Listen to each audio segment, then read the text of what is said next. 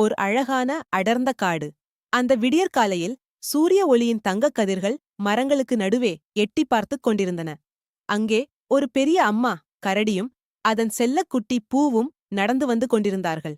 அம்மா கரடி கம்பீரமாக நடக்க, சின்னஞ்சிறு போ தன் பிஞ்சுப் பாதங்களை அம்மாவின் பெரிய கால் தடங்களிலே வைத்து தாவி வந்து கொண்டிருந்தான்.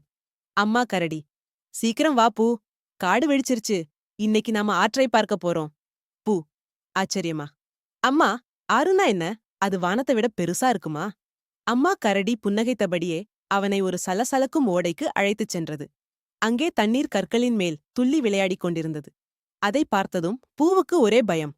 பின்வாங்கி நின்றான். அம்மா கரடி, பயப்படாதே செல்லமே, இது வானத்தை விட பெருசு இல்ல, ஆனா ரொம்ப வேகமானது. இதோ பார். அம்மா கரடி தண்ணீரைச் செல்லமாகத் தெளிக்க, போ குதித்துச் சிரிக்கிறான். கதை சொல்லி அம்மா மெதுவாக தண்ணீரில் இறங்கினாள். பூவை அருகில் அழைத்தாள். அவன் தயங்கி ஒரு காலை வைத்தான். குளிர்ந்த தண்ணீர் அவன் பாதத்தை தீண்டியதும் சட்டென நடுங்கிவிட்டான். பூ, அம்மா, இது ரொம்ப குளிருது.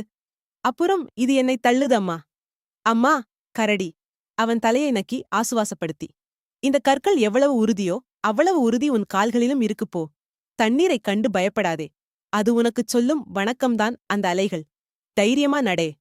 கதை சொல்லி அம்மாவின் வார்த்தைகள் தந்த தைரியத்தில் பூ மெதுவாக தண்ணீரில் நடக்கத் தொடங்கினான். இப்போது அவனுக்கு பயம் போய்விட்டது.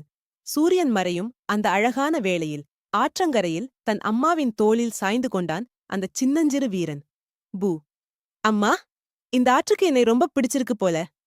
அம்மா கரடி, உன்னை இந்த உலகத்துக்கே பிடிக்கும் போ. இது உன் வாழ்க்கையோட முதல் சின்ன முயற்சிதான். இன்னும் நிறைய சிகரங்களை நீ தொடப் போற.